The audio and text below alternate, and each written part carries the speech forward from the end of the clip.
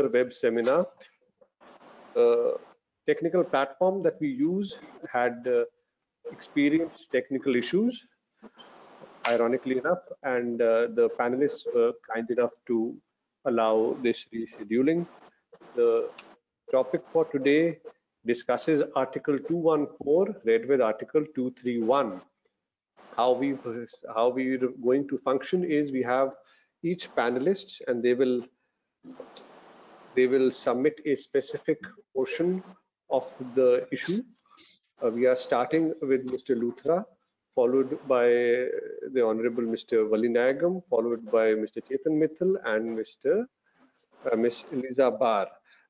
Before I hand over to Senior Advocate Mr. Luthra, I would just like to request the attendees that if after all the panelists are done, they wish to ask a question, they be kind enough to hit the button marked with an open hand. That will indicate to us, the organizers, that they wish to be connected, and once everyone is done, we would connect them. I'd also request them that once they are connected, they unmute their mic so that their voice comes through. They can also, in the alternative, write in their questions by clicking on the questions tab, and if they so desire, we'll read out the question that they wish to put to the panelists. Without further ado, I'd hand over to Mr. Luthra, who will be addressing us on the history of high courts in India. So, good evening, everybody, and thank you for joining us today. Abhimanyu taken me back to my law college days and my days when we had to read about the history of the high courts. For a practitioner, one may feel that the history of high courts is not so relevant, but I've often found that it is very important because there are occasions when we have to delve into the rules that relate to high court, the letters patent, and how the high courts came about. There is also a debate which is often raised as to the rationale behind the Anglo-Saxon jurisprudence that has been introduced in this country, and whether we were better or worse off with our jurisprudence that existed in India. But as of now, the Constitution has recognized the system of high courts. They have their powers, their prerogative powers, their writ jurisdiction, their public law jurisdiction. And therefore, it is important for us to understand that they are a very important cog in our wheel. I have, of course, at a separate platform, written about, Mr. Venugopal has written about, many others have, and I'm also one of those people who believe that it is time that we have an intermediate court between the High Court and the Supreme Court to take the burden of the Supreme Court and make it a constitutional court. But that, friends, is a debate and a talk for another day, and someday we will chat about it. So today, let's talk about the history of the High Courts. There are 24 High Courts. The United States. There are 24 High Courts for the 29 states and 7 union territories. Some High Courts have multiple jurisdictions. For example, Bombay High Court, I never knew it till I started practice that it had jurisdiction over Dadra, Nagar Haveli, it had jurisdiction over Silvassa. Calcutta sends a judge to Andaman and Nicobar Islands. It always does. There's a circuit judge who sits in Andaman and Nicobar Islands, and a lot of the judges believe it's a wonderful time because it's, of course, a very beautiful place. But also, you have a sense of doing justice. Otherwise, the access to justice at places like Andaman and Nicobar does not really exist. Guwahati is a common court for Assam, Nagaland, Mizoram, and Arunachal Pradesh. Earlier, Manipur was also under the Guwahati High Court. Tripura was under the Guwahati High Court. Now, these were all, the 7 sisters were all had a common High Court, and the Guwahati High Court itself has been carved out from Calcutta, the Calcutta High Court.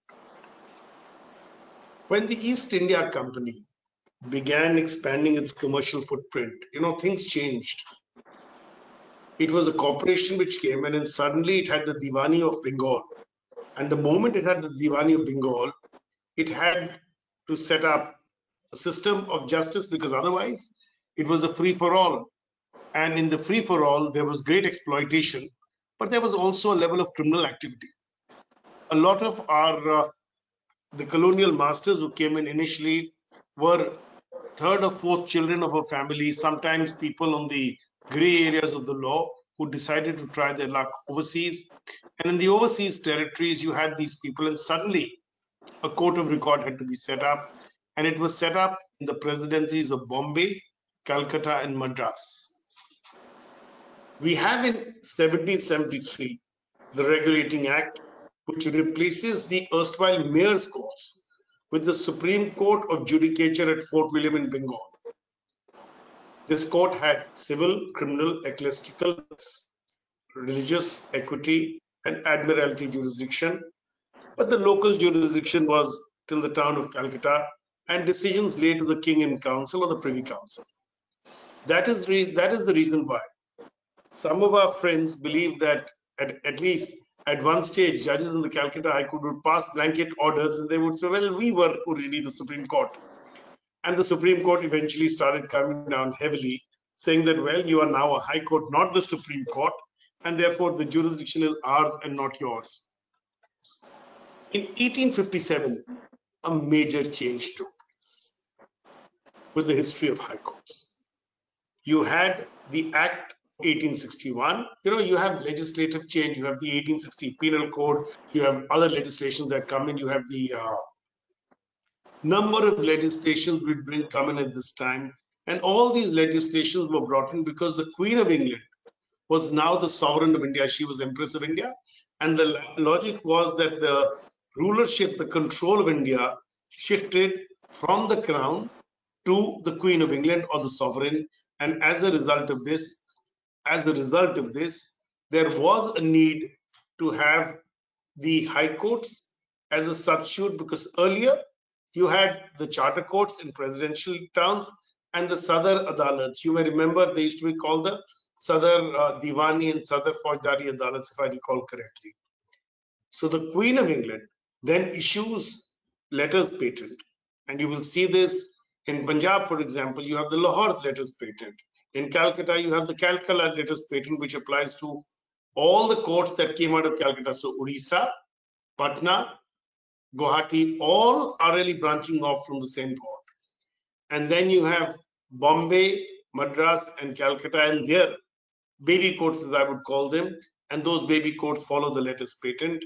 You also had high courts set up in Allahabad, Lahore, and Patna, which were amongst others.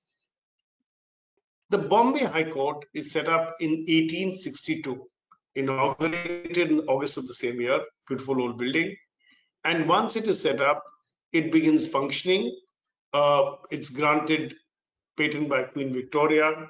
The Calcutta High Court similarly in May of 1862. The distinction of being the first High Court and one of the 3 chartered High Courts to be set up in India. Madras, again, June 1862, because these were the 3 important territories controlled by the British East India Company and then taken over by the Crown. These letters patents were to give like powers and jurisdiction to these courts as they were available with courts of record in England. So there was original jurisdiction, appellate jurisdiction, civil, criminal, revenue, admiralty, testamentary. There has been an interesting debate about the criminal jurisdiction because under law, the writs which all the high courts have, except the original high courts had writ jurisdiction, and other high courts could issue habeas corpus under 491. So there's an interesting aside on that under courts which issue habeas corpus is supposed to be the only criminal writ. But if you go for quashing of an FIR, should it not be a civil writ because it's quashing of a administrative act? This issue came up. The Delhi High Court disagreed with us, C.S. Agarwal, and finally the Supreme Court has settled it by C.S. Agarwal's petition was pending. But today, you have these writ jurisdiction exists in all the high courts. Then you had a high court in Agra for the northwestern provinces, 1866. Eventually, this high court shifts to Allahabad by a supplementary letters patent, and this high court merges with the Allahabad High Court, and there becomes this huge High Court, which is about 160 odd judges even today, even after Uttarakhand has been carved out of it. Of course, Allahabad has a bench in Lucknow, which is this huge, magnificent building. The original building of the Awadh Chiefs Court in Lucknow, which still exists, has no longer in use. And that used to be the Judicial Commissioner's Court. It became the Awadh Chiefs Court. And finally, it is amalgamated with the High Court of Allahabad. And today, it is actually a bench of the High Court of Allahabad for considerations at the time of creation, after independence, at the time of creation of the modern state of Uttar Pradesh from what was United Provinces. Lucknow got the capital, Allahabad retained the High Court. Then you had the Nagpur High Court. The Nagpur High Court really merged with the Bombay High Court, and it became the High Court. It also became part of the Maharashtra Bombay High Court, and it continues to be so till today. Glorious tradition. Patna, as I said, was part of Calcutta. Once Bihar and Odisha are separated, you have the court at Patna, and you have this beautiful building of the court at Cuttack. There is a modern building also, but I think the older building is prettier and nicer. Lahore High Court is very important for people like me, for us Punjabis. It was a glorious High Court, begun in 1990, covered jurisdiction for all of West and East Punjab. That is Punjab, which is now in Pakistan, and Punjab in India, and Delhi. It splits in 1947 and lands up in Simla High Court. And from Simla, it merges with what is called the Pepsiu High Court. That is the Patiala and East Punjab States Union, and they became one court. It became part of the one court. And once this happens, the High Court shifted to Chandigarh. It had excise jurisdiction over Delhi through a circuit bench. The circuit bench used to sit somewhere close to the university, close to the ridge on Rajpur Road, and down the road from Tisazari courts. And then the Punjab and Haryana High Court is split, and the Delhi High Court comes into being in 1966. Interestingly, the Delhi High Court had jurisdiction over Himachal Pradesh, because Himachal Pradesh was also made a union territory and became a state only in 1970. And then on the coming into vogue of the Act of 1970, which gets enforced in 1971, you have a Himachal Pradesh High Court. Coincidentally, Himachal Pradesh, Delhi, Bombay, Calcutta, and Madras are the only high courts, to my recollection, which continue to have civil original jurisdiction. These high courts were subject to appeal, and initially it was the Privy Council which was the highest court of appeal. Later on, we set up a federal court. It was initially sitting in Parliament House in the Legislative Assembly. Later on, it was set up in its own building, which is the building where the Supreme Court is now housed. Now, this federal court building is a very important building. It's an important structure because the federal court had certain powers. It was not the court of final jurisdiction. This court eventually merges the powers of the Privy Council, and the Supreme Court comes into being in 1950, 3 years after independence, and it has the combined jurisdiction of the federal court and the Privy Council. Post the Constitution, we have Article 214, each state to have a jurisdictional high court. There was a reorganization of states, and a lot of the high courts, came into being. There were changes, modification, etc. Some became benches. So, for example, in Madhya Pradesh, you have the principal bench at Jabalpur, the capital at Bhopal, a bench at Gwalior, a bench at Indore, which is about 3 hours away or 2 hours away from Bhopal, 2 hours, I would say. But though Indore is a high court, Indore High Court bench's territory is distinct. If you have a matter from Bhopal, you have to go all the way to Jabalpur, which is the principal bench. Also, the Supreme Court hears appeals against all of this, and as you know, so there is an issue regarding a view taken by the Kerala High Court way back, that why should the high courts not have powers to make laws regulating the practice of the practice in each high court. As I said earlier, jurisdiction, there is original civil jurisdiction in 5 of the high courts. Otherwise, it's civil appellate, criminal appellate and writ, extraordinary original writ, Article 226, and supervisory 227. Due to the manner these courts come into being, letters patent appeal are part of the appellate jurisdiction of certain high courts. Others have what we call writ appeal. So Karnataka High Court will have a writ appeal. From a single judge, you file a writ appeal. They don't have original side. But some of the older high courts, Delhi High Court has both FAOS or RFAOS, as also an LPA. Now, all these are mechanisms depending on the origin of the high courts. And if the origin was from letters patent, well, surely that will be retained. So as I said earlier, Delhi, Punjab, Haryana, Himachal, all come from Lahore. Gujarat, letter patent is Bombay. Allahabad, of course, has abolished the letters patent appeals by legislation. There are other appeals that are available. There are plethora of appeals under the legislation of 1962. Appointments to the courts are by the president. Starting in the 1980s, the Supreme Court began to control the appointments, as we all know. And you have the famous 3 judges cases. And now we have the NJAC judgment as well. So though the Constitution talks about appointments to be made based on a recommendation of the Chief Justice and the government's confirmation, today we have a Constitution bench decision which has struck down the National Judicial Appointments Commission, which had to replace the Collegium. The Collegium was affirmed in the 3rd judge's case when the Supreme Court said, when the government said, is it the Chief Justice alone who should appoint, or should it be a larger consultation, as a result of which the Collegium was given legitimacy and is now part of our constitutional scheme. But the attempt to get the Collegium replaced by the National Judicial Appointments Commission has failed, and that is where our story will end for the day. Thank you very much.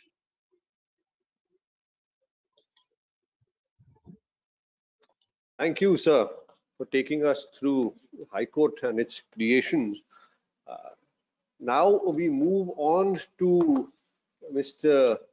Senior Advocate Vali Nayagam, who will discuss the issue of common high courts, as well as the impact that occurs on a particular bar when a high court is bifurcated. Vali Nayagam, sir, Yes. on to you. Mr. Luthra, I think you have to stop sharing the screen. Yeah, I will have to. I'm just trying to do that. If you'll give me a minute. You will have to understand that I'm still technically, should I say, impaired? Just a moment. I think, is that okay? No, sir. You'll have to. There will be a button on the Go to Webinar Control panel which would say Stop showing screen, sir. Yeah, perfect, sir. Okay, it's done. No, sir. No, sir. We have your desktop now. You'll have to just Okay, go that's back. terrible. That's just give me a minute. Show screen. So shop screen. I'm seeing this. Yeah, is that perfect. okay now? Yeah, thank you, sir. Thank you. You will On to excuse me. Not at all, sir. On to Mr. Vali Nayagam with the impact on the bar with regards to a common high court. Yes, thank you. Good evening, Brother Siddharth Luthra, Brother Mittal, Sister Eliza, and Mr. Abhimanyu Diwari. Good evening to all. Welcome and thanks to all brothers and sisters who are watching this seminar. I am very glad to state that it is my first participation in a web seminar. Therefore, it is my pleasure and privilege to be a part of this panel discussion and deliberation on the main topic of constitutional principle relating to common high courts in India. In fact, the organizers divided this topic into 4 subtopics. The first topic is spoken by my brother Siddharth Luthra in a very detailed and elaborate way. Thus, we now understand the history of high courts in India, its function, including the appointment of judges of the High Court. The second topic which I have asked to deal is new high courts and its impact on the bar and public, both positive and negative. And breakup of a common high court result in reduction of work at the erstwhile common seat. This is the subtopic. Now, before going to the subtopic, we have to certainly deal with the main topic. For that, deal with the main topic, I want to state certain provisions, related provisions, relevant provisions in Constitution of India. First is Article 2, that is admission or establishment of new states. Next is Article 3, formation of a new state and alteration of areas, boundaries, or names of the existing states. Third one is 214, is high courts for states. Fourth one is common high courts for 2 or more states under Article 231. And then high courts for union territories, Article 241. These are all the very relevant provisions in the Constitution for the purpose of dealing with this main topic. Apart from these provisions in the Constitution, we have to consider certain other enactments and bills. That is, the State Reorganization Act 1956 is very much relevant. Then the Constitution, application to Jammu and Kashmir Order 1954. And the last one is the very recently passed act, namely Jammu and Kashmir Reorganization Act 2019, read with 370. These are all the provisions which are very relevant we have to consider to deal with the common subject and the subtypes. Bearing these provisions in our mind, if you see, as said by Luthra, there are about 7 common high courts. That is Bombay, Calcutta, Madras, Guwahati, and Kerala, Punjab and Haryana, and lastly Jammu and Kashmir.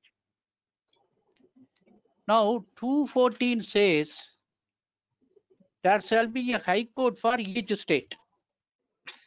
Therefore, as of right, every state can have a high court under 214.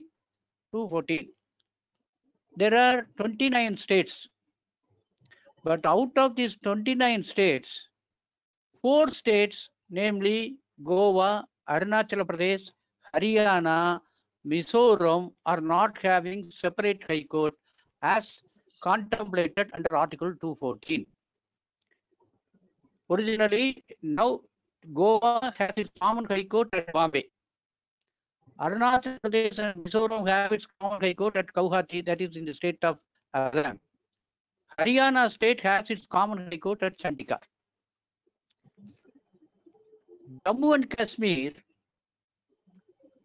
originally a state, now it became union territories because of this recent enactment of the year 2019. Therefore, originally Jammu and Kashmir has got a high court. It is under 214. It is as per the Constitutional Article 240. Now, before 2019, no union territory have a separate high court for its own, of their own. Only one union territory, namely Delhi alone, has got a separate high court for it. It was justified by 69th Amendment of the Constitution. By that amendment, Delhi is raised to a status of semi-state. They are justifying it by 69. They have not invoked any other article. Though there is a separate article in Constitution enabling for establishment of a high court in union territory also, namely I refer 241. 241 article is specifically provided in the constitution for establishment of a separate high court for union territory. Therefore, three important articles we have to look into. By reading these three articles, namely 214, 231 and 241, the following three propositions emerges out. One is, each state can have a separate high court for it. Two, when there is no separate high court for a state, it can have a common high court along with a high court of another state as per Article 231. A union territory also can have a separate high court for it as per Article 241. This is the position. But one thing we have to bear in mind is, for establishing a high court in a separate state, Parliament need not pass any enactment.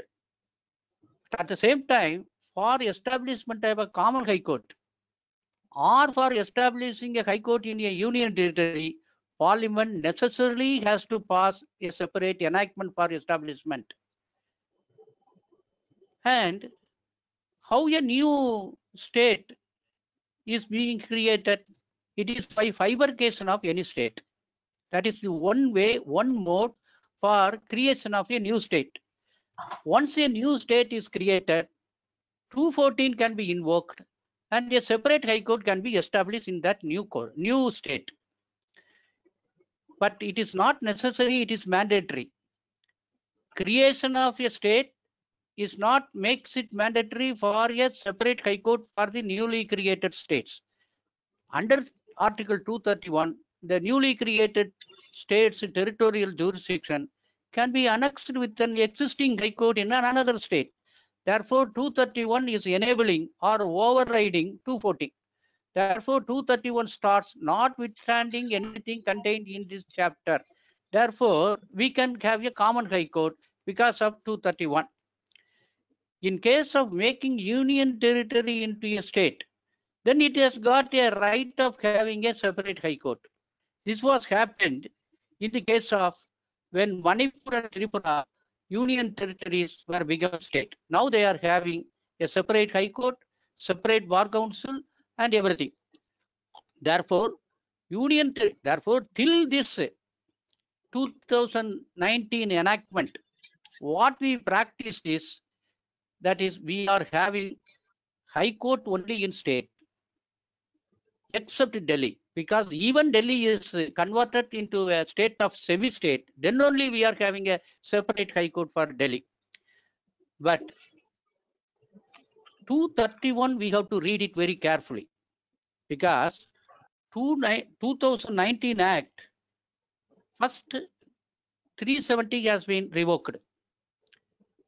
And by this enactment, namely the State Reorganization, Jammu and Kashmir Reorganization Act, the original state of Jammu and Kashmir has been converted into two union territories. That is Jammu and Kashmir, Union Territory of Jammu and Kashmir and Union Territory of Ladakh. Now, after the creation of High Court, I have stated so far, when a state is bifurcated, there's a possibility of creation of a High Court. When a union territory is converted into a state level, then there is a chance of having a new High Court. And it is not necessary in every time new High Court has to be created when a state is created. We can have a common High Court. Strangely, and the benefit, that is positive and negative impact, we have to see. That is coming to the subtitle. Creation of a separate High Court and creation of a bench of a High Court is analogous. Both are creating separate jurisdiction. That is for we can see analogously discuss the judgment on creation of benches to say AR 1977 Madhya Pradesh 116, 2004 2 Lavakli 277, that is the case when Madurai High Court bench is created. 2006 SSC Supreme Court cases 1715, where there was a demand for creation of a separate bench in the state of Karnataka. Supreme Court declined that demand. Therefore, this judgment will enlighten us the creation of a bench or a high court. Supporting a creation of bench or creation of a high court is based upon the ideal proposition to have justice dispensing centers located at close proximity to the seekers of justice. That is the, in other words, we can say justice to the doorsteps. That is the basis on which we are creating a separate high court, so many benches and so many high courts. But the distance factor which we are focusing normally for making a demand for creation of a high court, it cannot be the sole ground for fixing the place of sitting of a high court or a bench. Now, breaking of a common high court is also a reason for creation of a high court. While the state of affairs is so, and a strange situation is created now. When the Parliament passed a resolution revoking Article 370 and passed an enactment, namely Jammu and Kashmir Reorganization Act 2019, this strange situation arises. In this seminar, we are not concerned with the validity of revocation of 370 or the manner or the procedure adopted for passing this enactment or the validity of this act. But certainly, we have to discuss section 75 to 78, and in particular 75 of the Jammu and Kashmir Reorganization Act 2019. We know the history of independence India. Several times union territories were converted into state. There will be always a demand for conversion of union territory into state because there will be always higher executive, financial and legislative freedom for a state than a union territory. But for the first time in the history, a state, namely state of Jammu and Kashmir, has been converted into two union territories, namely Union of Jammu and Kashmir and Union of Ladakh. And under section 75 of this Reorganization Act, the erstwhile High Court of Jammu and Kashmir has been made as a common High Court for Union Territory of Jammu and Kashmir and Union Territory of Ladakh. Article 231 and Article 241 have to be read together for analyzing this issue. Reading of 241 makes it clear that Union Territory can have a separate High Court. Therefore, creation of a High Court for Union Territory of Delhi, Jammu and Kashmir and a High Court for Ladakh is not affected by the provisions of the Constitution of India. But 231, if we read closely and dissect that Article 231, it says, 1, it speaks about establishment of a common High Court. 2, a common High Court can be established for two states.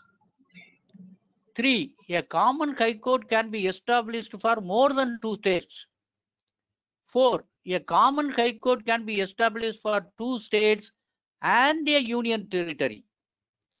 5, a common High Court can be established for more states and a union territory. Therefore, the plain and close reading of 231 makes it very clear that there cannot be a common High Court for two union territories. We cannot expand because 231 speaks two, more and a. Therefore, you cannot take the clue from the General Clause Act, a union territory includes plural. We can't say because it describes numbers, two or more and a. Therefore, there cannot be a common High Court for 2 union territories. Therefore, converting the state of Jammu and Kashmir into union territories and contemplating a common high court for these 2 union territories is not in accordance with the Article 231. Therefore, as per my analysis of Article 231, I am of the view that creation or having a common high court for Union Territory of Jammu and Kashmir and Union Territory of Ladakh is not in accordance with any of the provisions of the Constitution. Hence, the same has to be deliberated or adjudicated. In these circumstances, I request the other panelists to express their view and opinion and enlighten on this issue also. Thank you.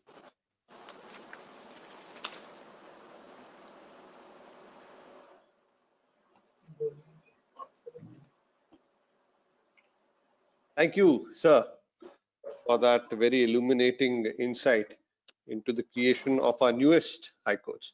I now request Senior Advocate Mr. Chetan Mittal to address us on how a high court is inherently linked to the identity of the masses in a particular geographical area. Mr. Mittal. Thank you, Abhimanyu. Actually, both the learned colleagues on the panel have given the insight of the creation of the High Court and the basic provisions in the Constitution.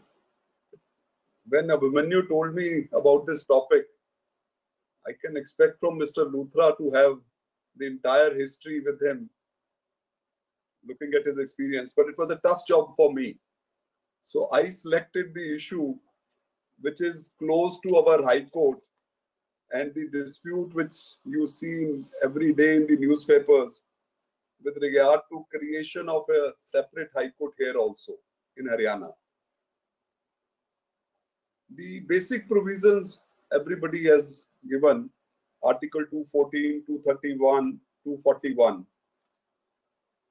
The issues which normally arises are in 3 situations. When there is a High Court, common High Court already existing of 2 states, like we are having Punjab and Haryana and UT, a common High Court. Then the demand of a separate High Court, which is normally arising in every such situation. The other is the new creation of the state and then having a separate High Court. And the third dispute, which normally you see in the, I will not say the dispute, the issue, or I will call it a situation or an aspiration, is having benches within the state of the High Court. And sometimes we hear about the Supreme Court also, but that is not an issue where there is a demand of having regional benches throughout India. But 2 states having a High Court and then to have there are 2 major situations which my friend has also covered, the 7 states having a common High Court, and then there are 3 more High Courts and everything. And the other example, the history is our High Court, Punjab and Haryana High Court, which Mr. Luthra has explained that it has come from Lahore, and then Shimla bench is created, then Punjab and Haryana High Court is created, then Delhi High Court and all. Here I will like to mention one fact, that the situation, just while going into the history of Punjab and Haryana High Court, there was a situation here also where 2 UTs were having a common High Court, which now J&K, which my friend has also mentioned, that was Delhi and Shimla, Himachal. Himachal as a state has been declared in 1970. Before that, these 2 places were having UT and having a Shimla bench, and Delhi High Court later on created. So there was already a situation where 2 UTs were having a common High Court. There was another situation which is an existing, if I am not wrong, is the situation of the Bombay High Court, where I think Goa is one, then Dadar and Nagar Haveli and Daman and Diu, 2 UTs.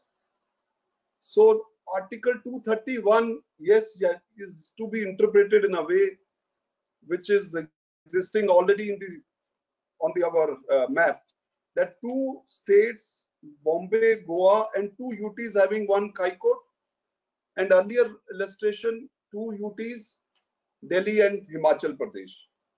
So I don't know how the Jammu Kashmir dispute will come before any forum, and then it will be dealt with 231. But 241 itself gives the power where one High Court can have two union territories, common High Court. So J&K can be interpreted and resolved in that manner. But I'm not going into that issue because since you have raised this issue, and it is also one of the current topic, that J&K Article 370 and having common high courts, two UTs have been created. So little bit whatever I am having the knowledge, there are already existing precedents of having common high court for two UTs. Besides this, the interesting dispute which we are having in our Punjab and Haryana High Court is, which you also, other speakers have also touched, is that besides the constitution provisions, whenever a state is created, a state reorganization act also comes into existence. We have a very peculiar situation. Once we talk of a separate high court in our region for Punjab and Haryana, the argument of the Haryana state always being like Article 214, having a separate high court for each state. And then there are other issues that there will be disposal of cases would be much faster. We have a principle of 60-40 in the High Court, 60% from the Punjab, 40 from the Haryana. So the promotional channel from session judges to the High Court is distributed like this. And a very interesting fact, because people are from not only from this region, even the Union Territory of Chandigarh has a very peculiar situation. Our district court is also in the same ratio, 60% officers from Punjab, 40% of officers from Haryana. So this is how our district courts are also working. And not only this, even in the administrative chain, we have officers assigned from Punjab and Haryana, except the highest post of advisor coming from the center. So we have a very peculiar situation. When these issues are raised by any state, like in our state of Haryana, in our region, it's a very complicated question. Why I say, not because of the regional aspirations, political issues and all, but on account of the fact that in our Punjab Reorganization Act itself, there is a provision that we will have a common high court for Punjab, Haryana and UT, all the three, in the Punjab Reorganization Act itself. So while if we not only Haryana has to pass through raising Article 214 for a separate high court, but they have to also get the Punjab Reorganization Act amended, because in the act itself it is provided. And another issue very interesting, which always come up during this discussion, is that how this will function. There is a report that within the premises, because UT Chandigarh is the capital of both the states, and it's a bone of contention always that UT belongs to whether Punjab or Haryana.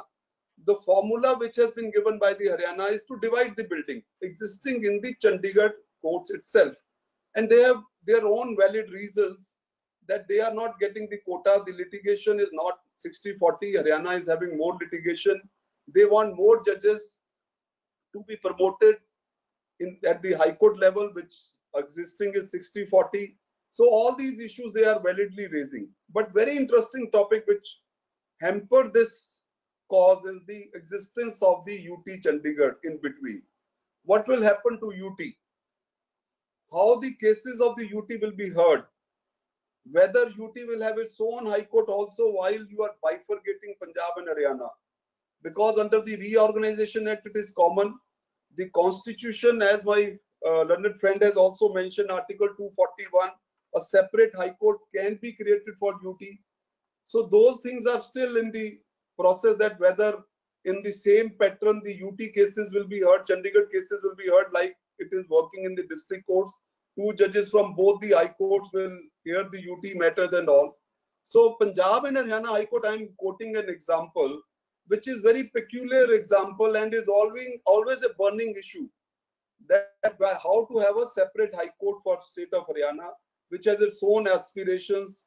And because of the federal structure and all the aspirations, the language problem, the local acts being amended from time to time. Interestingly, we were having local acts of Punjab being made applicable to Haryana. Now Haryana, with passage of time, is amending those local acts, bringing new local acts. So once we are having an aspiration of a separate high court, which is not based upon the state, but is also that knowledge of the local acts, applicability of those issues. I give you one example. There was a custom law in Punjab, Punjab Custom Act, that has been abolished in Punjab, but Haryana is still following because of their peculiar situation near Delhi, Mewat area and all, where customary law is still going on.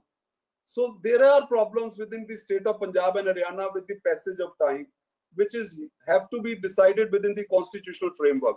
I am touching this issue because even in state like Andhra, where two states were created, the capital Hyderabad has gone to Telangana, where the High Court was in existence.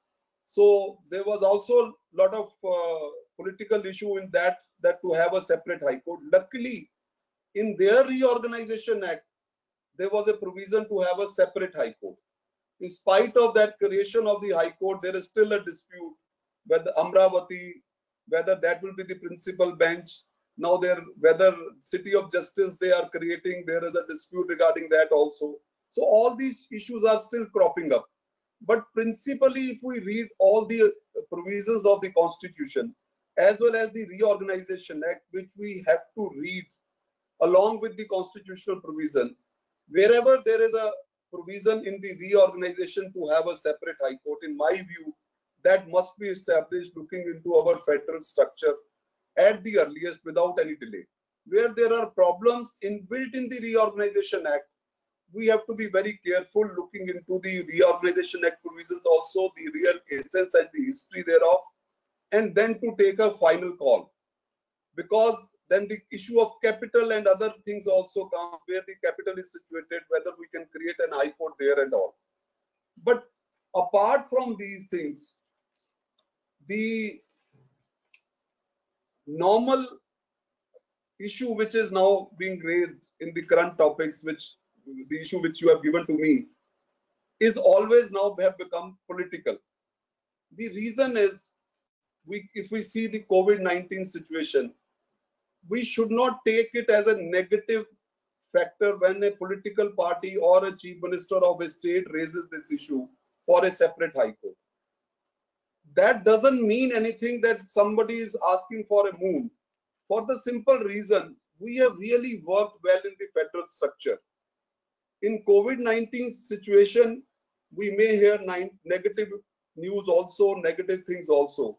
But we have worked so well during this time. We are an example of a biggest democracy working in the federal structure in such a unique way. Even if some different political party is there in the state, all have got united to fight such a situation in comparison to USA, where we see everyday dispute. So if there is some aspiration to have a separate High Court, there is nothing wrong. Yes, there are difficulties because we are working for such a long time. There are interests, their lawyers have their own aspirations. There are difficulties for the lawyers when we are working for a long time in a situation like this.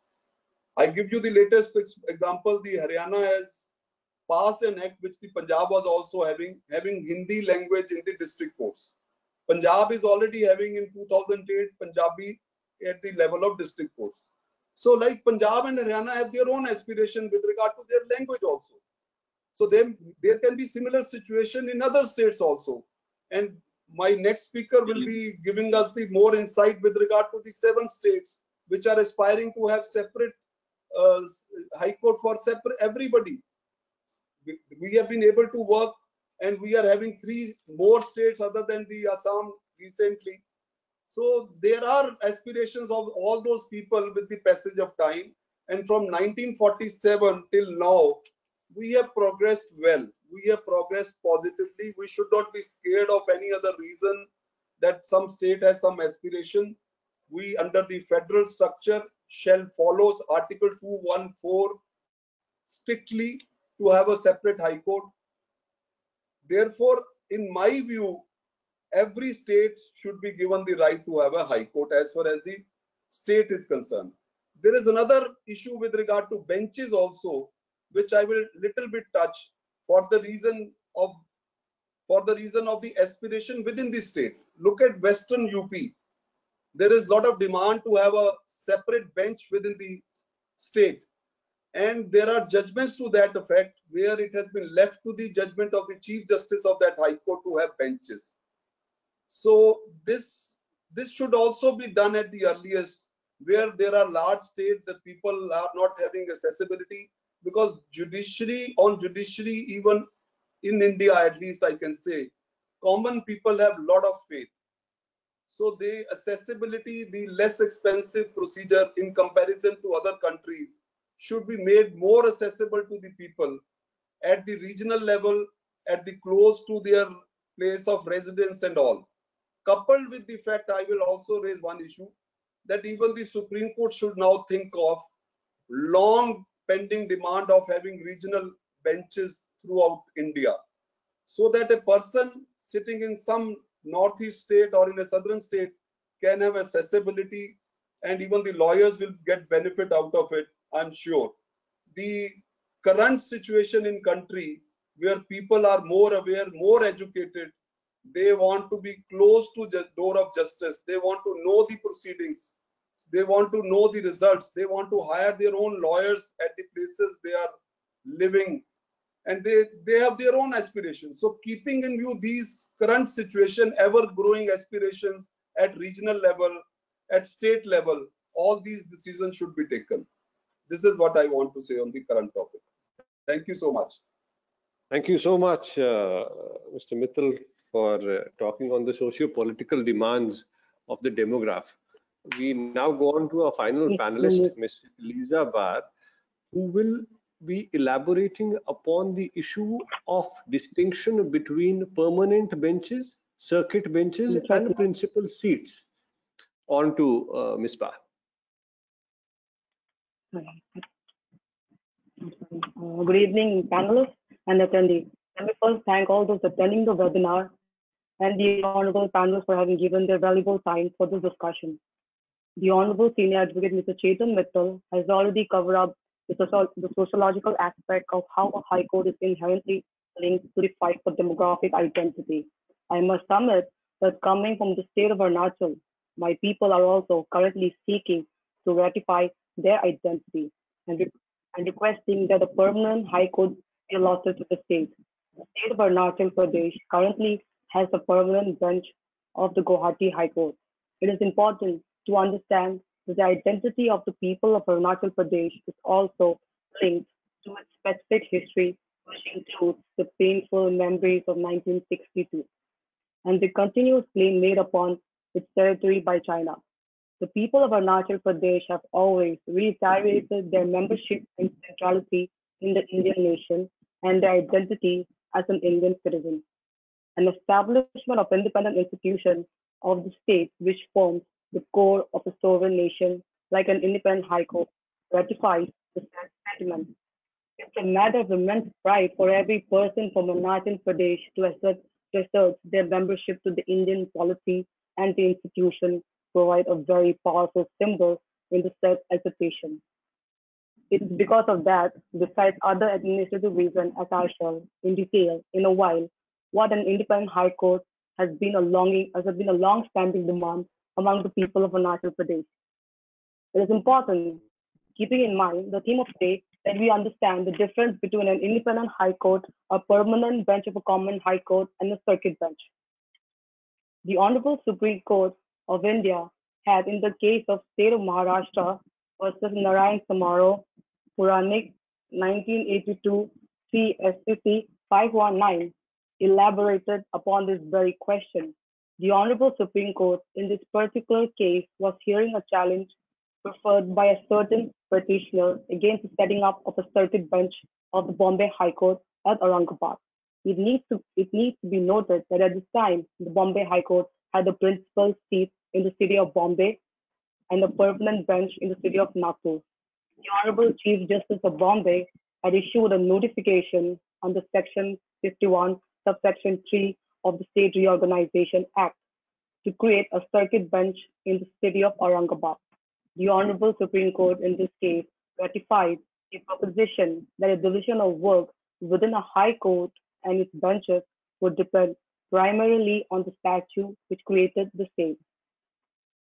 For the foundation of this proposition, the Honorable Supreme Court relied in the case of Naseeruddin vs. State Transport Appellate Authority 1972 SCC 671, wherein, while referring the UP High Court, the court held that the statute creating the same, namely the United Province High Court Amalgamation Order 1948, had resulted in the amalgamation of two courts, namely the High Court of Allahabad and the Chief Court at Oudh.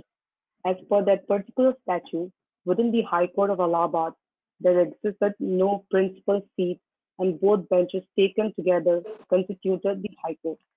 The Honorable Supreme Court in State of Maharashtra judgment goes on to discuss briefly the history of High Court establishment in India. I will not go into the same as this has already been touched upon by the learned panelist, Honorable Senior Advocate Siddharth Luthra. The court noticed that every later patent establishing a high court in pre-independence India had within it in the provision to establish a separate bench of the said high court. For example, Article 35, later patent establishing the High Court of Bombay and Madras provided for the exercise of jurisdiction elsewhere than at the ordinary place of sitting of the High Court. In para 25 of the State of Maharashtra judgment, the Honorable Supreme Court goes forward to explain the difference between a permanent bench of a High Court and a circuit bench. The judgment notes that for the establishment of a permanent bench, what is required is a statutory sanction. A permanent bench can only be established with the consent of the President acting on the aid and advice of the councils of ministers. And in most cases, establishment of a permanent bench will result in the bifurcation of the territorial jurisdiction of a particular court. The constituted permanent bench would thereafter exercise exclusive territorial jurisdiction over the areas allocated to it. In the contrast of the same, for the establishment of a circuit bench, in most cases, no statutory sanction is required. The issue of creating a circuit bench would fall almost exclusively in the domain of the Chief Justice. A circuit bench would, however, not result in the type of territorial bifurcation that the permanent bench would bring. A circuit bench would only permit the listing of matters coming under the jurisdiction of the High Court per se at a place different from where the principal seat is located. The best analogy for the same would be to compare the listing before the circuit bench and that of the rooster of the High Court. Coming back to Guwahati High Court, with the creation of the permanent bench at Naharlagun and Itanagar, the state of Arunachal came under the exclusive territorial jurisdiction of the permanent bench. However, outside the social identity reason for demanding a new High Court, there exists a multitude of other reasons why the demand of a separate High Court for the state has been grown. These reasons themselves would help us to understand the finer points of difference between the establishment of a permanent seat of a common High Court and the establishment of a new High Court itself. First is the administrative control that the High Court exercises over the subordinate court. It goes without saying that the new High Court in the state would lead to a better administration. Courts in the Northeast have not yet been plagued by the whim of pendency. With proper government support, this new High Court could result in achieving milestones that are just not possible in the older established High Court. Let me give an example. Because of the low pendency in Arunachal Court, both District and High Court, it would be possible in theory to have a decision on a petition under Section 34 of the Arbitration Act 1996, objecting to an arbitral award, as well as Section 37 petition from a High Court in something like under a week. Secondly, Over the years, the duties of the Chief Justice of a High Court have extended to include various administrative functions of common high courts, and the Honorable Chief must discharge this function for each state under the High Court jurisdiction. With individual high courts, there is a probability for even better coordination within the functionaries, making for better administration. What my point does is that the epicenter of judicial administration in a region under a high court is inevitably the place where the principal seat of the high court is situated.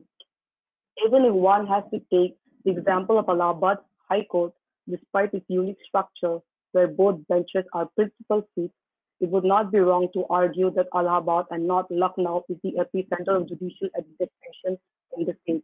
As such, in the fullness of things, it would be, in my opinion, the advantages that each state in the country have its own high court. Thank you. Thank you, Ms. Bar. We have a couple of questions which we've been asked to read out to the panelists. I'll read the first one, which comes from Mr. Hitesh Thakur. And the question is as such. Sir, I have a two-part question. First is for Senior Advocate Mr. Luthra. Sir, if we look at the historic chronology of High Court creation, it would appear that the same are done at random. Now that it's been established that every state's socio-identity is in part linked to an independent High Court, can we say that the people in the same have a fundamental right to an independent High Court? Second, I would like to ask Mr. Mittal, Senior Advocate, to respond on the issue of whether and to what extent, in his opinion, do political considerations influence the decision to make a separate High Court by state? I'll go first, if I may, Chetan. I believe it's important to have access to justice. And access to justice would only be available to the best if there were high courts for each state. It is imperative that we provide justice to people at their doorstep. Today, online hearings are actually doing that to an extent. So the creation of a high court will perhaps facilitate that. But having said that, there is a great need in the judicial system to decentralize more and more. My view is more high courts, more circuit benches, more permanent benches, I'm sorry, not circuit benches. For example, Karnataka has a circuit bench, Dharwad. Dharwad is a very important region, northern Karnataka. So you have to have these as permanent benches because you have to make eventually we are providers of the service of justice delivery. And the consumers of justice delivery have a constitutional right to have access to justice. That's what has to inform the decision making in creating. There is, of course, another aside. If you have a high court, it adds to infrastructure, it adds to development, it adds to the development of the profession, it adds to generation of employment.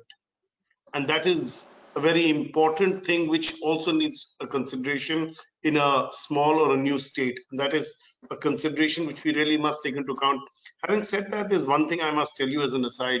There is one High Court, Sikkim, where the numbers are very few. And therefore, as was said by Ms. Bar, that we need to find mechanisms to keep these high courts adequately, to utilize the human resources and the intellectual resources in such high courts. Because otherwise, at one stage, I remember many years ago, there was a Chief Justice there who was very decisive. And his brother judges said, you'll have to hold on. Otherwise, they'll merge this with Guwahati High Court. So we have to watch out for that as well.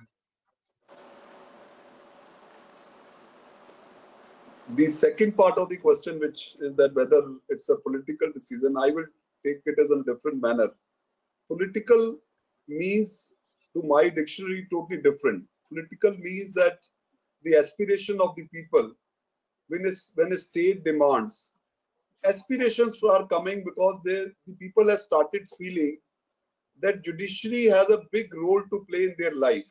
A common man on the street is also feeling that if nobody can hear me on the government level or any other level, it is only the courts which can listen to him. The regional aspirations comes once the High Court level a decision is taken keeping in view the local situations. Now, there are situations like there is a common high court in Bombay or Goa and Punjab and Haryana or any other place. The situation which we are dealing with in Haryana may be different in case of Punjab. So somewhere the political people, based upon the inputs which they are getting, the public reacting, makes it a political issue. But I feel nothing wrong in it. If the aspirations of the people are conveyed through a political class, whether A government or B government, which is in the larger public interest, there is nothing wrong in it, and they should raise it. Thank you, sir. For the second question comes to us through Ms. Rizwana Hussaini. This is directed at Ms. Bar and Senior Advocate Mr. Valinagam. I'll read out the question. Ma'am, do you think that the extra cost that will be required to upgrade a permanent bench to a full High Court can be justified, especially in an area like Arunachal, where the case load is very low? And sir, the COVID-19 lockdown has had a devastating impact on lawyers. Would not bifurcation of high courts in this backdrop cause further harm to the lawyers? I would request Mr. Valinagam to take on the second part of the question first, and we can come back to Ms. Bar.